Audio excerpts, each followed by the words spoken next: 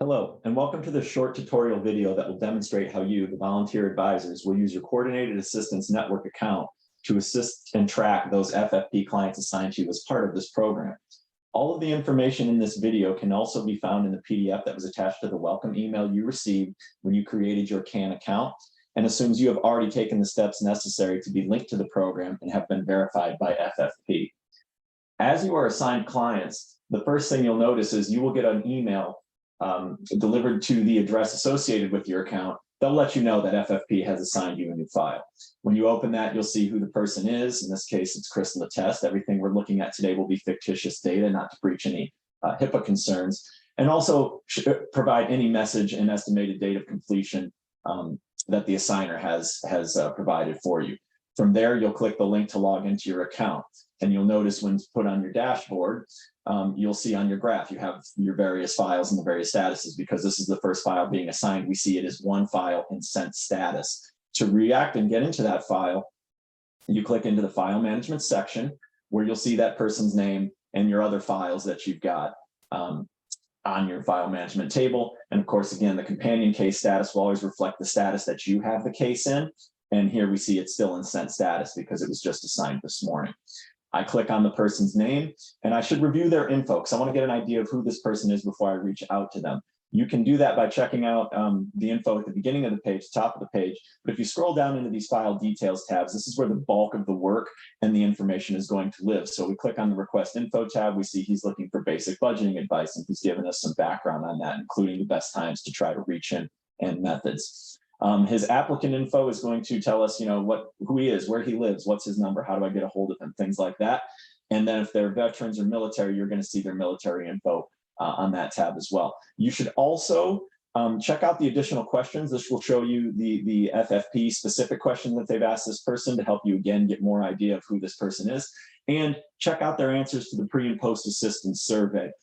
This, again, will give you a better idea of who this person is. If they've not filled this out, you can either edit this survey when you get them on the phone, or however you're going to choose to contact them, and fill it out with them, or by clicking the send survey to applicant button. That will push it, and they'll be able to log in and complete the survey on their own if you prefer to do it that way.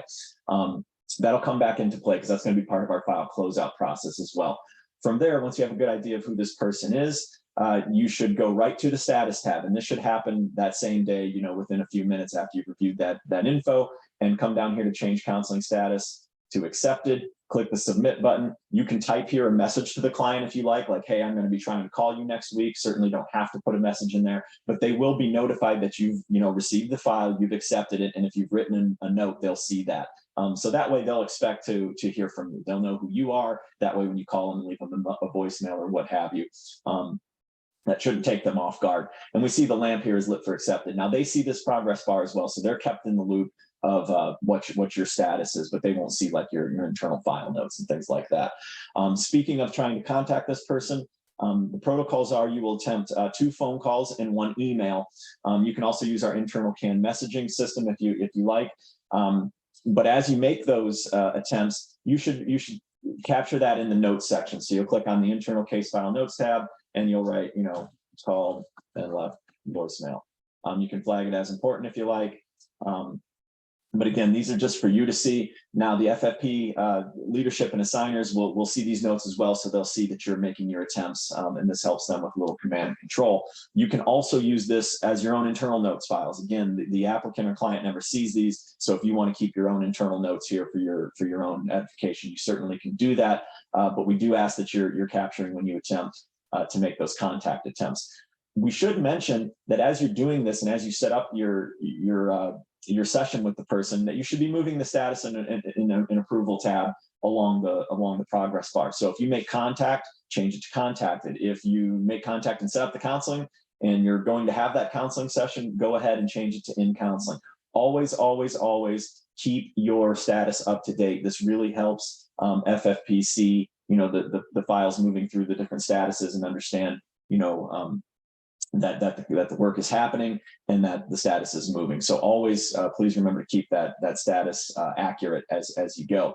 Now I should mention an email conversation with person, if you're providing them, if you actually meet with them on the phone or through Zoom or through our CAN internal messaging or video chat functionality, I should mention that email advice is okay. And that can be considered a successful completed counseling session if it is just advice given over email. I want to make that clear. But let's say the sessions are over and you're ready to close out the file.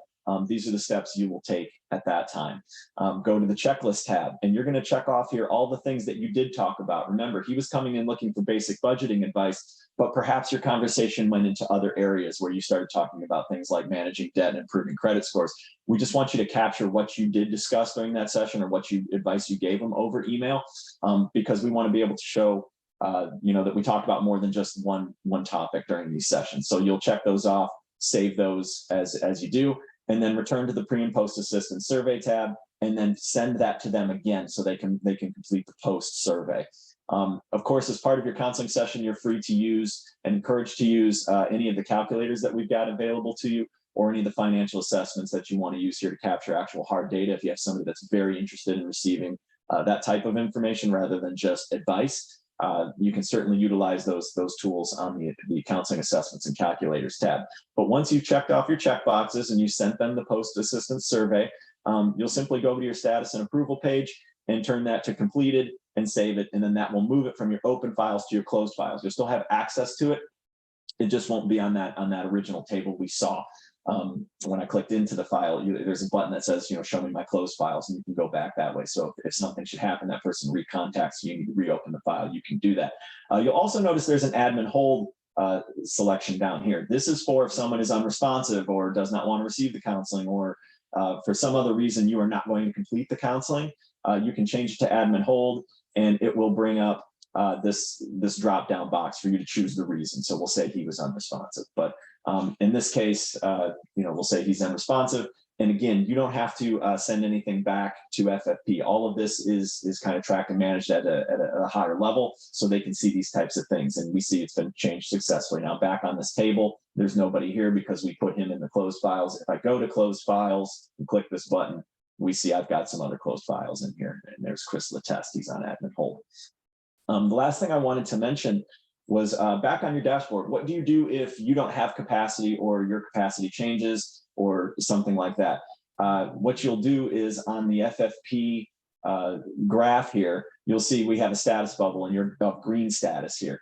If I want to say, hey, I need to put myself on pause for a month, I simply click the bubble. Or you want to change the status with this partner? Yes, I do. And you can set a date for auto reactivation if you know when you're going to have capacity again, or you can just say, hey, put me on hold and I will automatically, or I'll manual reactivate when the time comes. And if, let's say we put a date in here of the end of the month, I click OK, it's going to ask me, hey, you have current files assigned. Do you want to finish those? Or do you want to send them back?